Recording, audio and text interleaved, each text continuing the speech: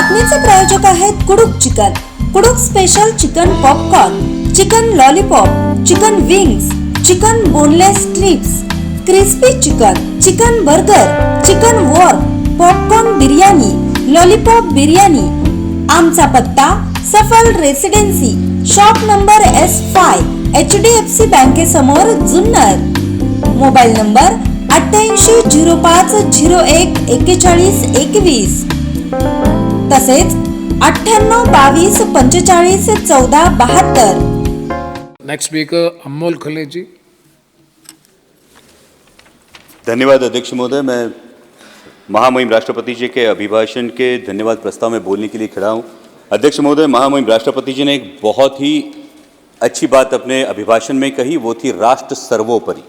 लेकिन राष्ट्र बनता किन चीज़ों से?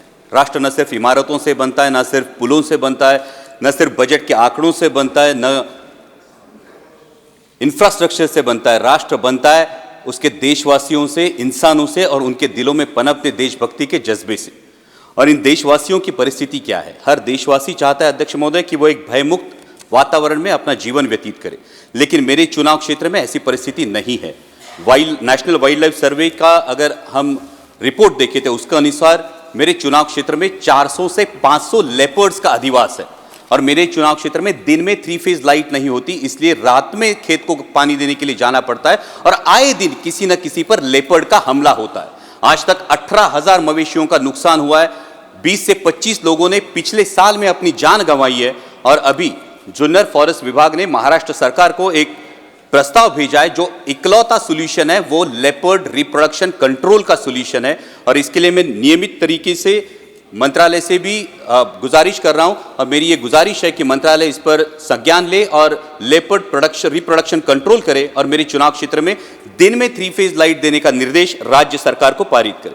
महामहिम राष्ट्रपति जी ने अपने अभिभाषण में गरीबों के लिए मकान की बात की, जो निश्चित ही सराहनीय है। लेकिन मेरे चुनाव क्षेत्र में अध्यक्ष महोदय 1.5 से 2 लाख लोग ऐसे हैं, वो रहते तो पक्के घरों में हैं, लेकिन उनके घर अनऑथोराइज करार दिए जा रहे हैं। और वजह है दिघी एम्यूनिशन डेपो की वजह से लगा हुआ रेड जोन। महामहिम राष्ट्रपति जी ने कानूनों में सुधार की बात की और समय के साथ हर किसी को बदलना चाहिए। लेकिन रेड जोन की अगर हम बात करें तो जो कानून फॉलो हो रहा है वो 1903 का अंग्रेजों के जमाने का इंडियन डिफेंस एक्ट फॉलो हो रहा है, जिसके तहत रेड जोन की मर्यादा 2000 यार्ड सुनिश्चित की गई है। लेकिन 1970 का जो स्टैक रेगुलेशन है, स्टोरेज टेक्निकल एक्सप्लोजिव कमिटी का जो रेगुलेशन है यूनाइटेड नेशंस का, वो हमारे देश ने अडॉप्ट किया है, जिसके अनुसार 200 से 500 मीटर ही रेड जोन की मर्यादा होनी चाहिए। तो जब हम कानून के सुधार की बात करते हैं तो मेरी सरकार से ये गुजारिश है कि जो कानून हमने अडॉप्ट किया है उस पर अमल किया जाए और 500 मीटर के आगे ये रेड जोन की मर्यादा से देशवासियों को राहत दी जाए। महामहिम राष्ट्रपति जी ने अपने अभिभाषण में एग्रीकल्चर एक्सपोर्ट की बात की और विकसित भारत के जो 4 स्तंभ हैं उन्होंने उसमें किसानों का जिक्र भी किया। लेकिन वास्तविकता यह है अध्यक्ष महोदय, पिछले 35-40 दिनों से अनियन के एक्सपोर्ट पर पाबंदी लग चुकी है। और अनियन एक्सपोर्ट पर पाबंदी लगने की वजह से, प्याज के निर्यात पर पाबंदी लगने की वजह से मेरे महाराष्ट्र के प्याज उत्पादक किसानों का 2000 करोड़ रुपयों का नुकसान हुआ है। और इस पाबंदी की वजह से भला हो रहा है पाकिस्तान के किसानों का, क्योंकि मिडिल ईस्ट का मार्केट हो, यूरोप का मार्केट हो, यह पूरा पाकिस्तान अनियन ग्रोअर फार्मर्स के हाथ में चला गया है और पाकिस्तान के किसानों को उनके प्याज का दाम मिल रहा है, लेकिन मेरे किसान को अपना प्याज 8 से 10 रुपए किलो के दाम में बेचना पड़ रहा है। हमने सरकार से सुना था कि पाकिस्तान की कमर तोड़ देंगे, ये तो इस निर्णय की वजह से पाकिस्तान के किसानों को भला हो रहा है, कमर मेरे किसानों की टूट रही है। यहां पे महामहिम राष्ट्रपति जी ने किसानों की आय दुगनी होने की बात की। अध्यक्ष महोदय, मैं कुछ आंकड़े बताना चाहता हूं कि 2013 में डीएपी की एक बैग थी, उसकी कीमत थी 560 रुपए। 2024 में डीएपी की बैग की कीमत है 1100 रुपए। जो लागत की मजदूरी थी प्याज के लिए, उसकी कीमत थी 5000 रुपए, आज लागत की मजदूरी जाती है 11000 रुपए। आज 2013 में प्याज बिक रहा था 20 रुपए किलो में, आज प्याज बिक रहा है 8 से 10 रुपए किलो में। 2013 में सोयाबीन बिक रहा था 6000 रुपए क्विंटल के दरों में, आज सोयाबीन बिक रहा है 4500 रुपए क्विंटल के दरों में। तो किसान की आय दुगनी हुई या 2 गुने से ज्यादा घट गई है? जब हम विकसित भारत का एक स्तंभ किसानों को मानते हैं, तो ये मैं कहना चाहूंगा कि जब विकसित भारत की यात्रा होती है, दिल्ली में ठंड बहुत है, किसी को बताना नहीं पड़ता ठंड बहुत है, हम महसूस करते हैं ठंड बहुत है। तो जब विकसित भारत है तो ये बताना क्यों पड़ता है, मेरा किसान ये महसूस क्यों नहीं कर पाता कि ये विकसित भारत है, मेरी आय दुगनी हुई है। और ये मेरी दरख्वास्त है कि किसानों के बारे में गंभीरता पूर्वक ये विचार किया जाए, क्योंकि अगर उगाने वाला उगाएगा नहीं तो खाने वाला खाएगा क्या, ये सवाल बनता है। अंत में महामहिम राष्ट्रपति जी ने राम मंदिर के निर्माण की बात की और मर्यादा पुरुषोत्तम प्रभु श्री राम, हमारे राम लल्ला जो विराजमान हुए, उसके लिए मैं समूचे देश का अभिनंदन करता हूं। और उसी के बारे में कुछ पंक्तियां कहकर मैं अपनी वाणी को विराम दूंगा।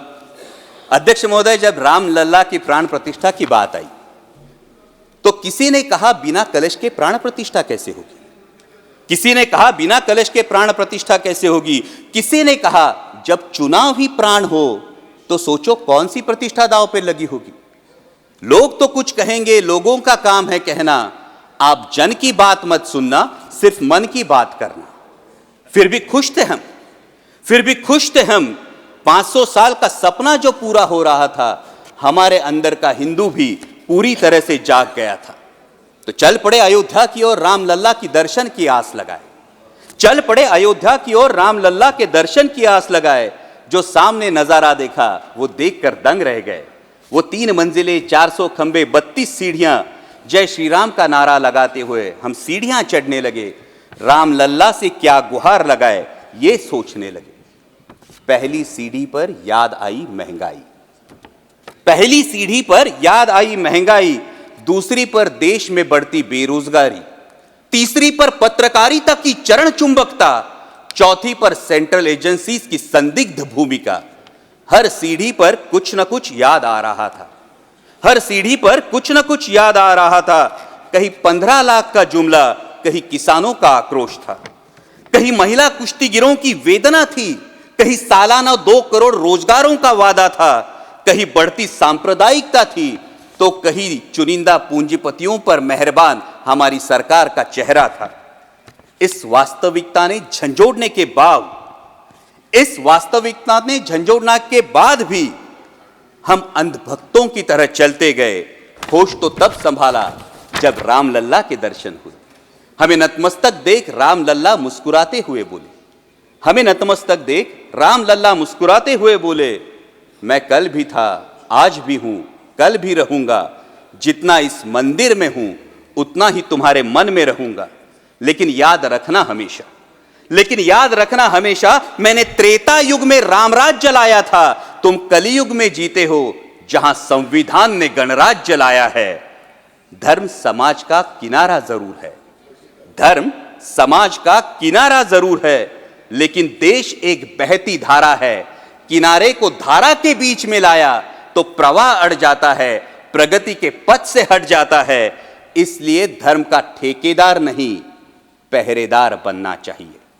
इसलिए धर्म का ठेकेदार नहीं, पहरेदार बनना चाहिए। तुम रहो न रहो, वो रहे न रहे, ये देश रहना चाहिए, देश का संविधान रहना चाहिए, देश का लोकतंत्र रहना चाहिए, ये देश देश रहना चाहिए। जय हिंद, धन्यवाद। धन्यवाद, धन्यवाद। Next speaker Shri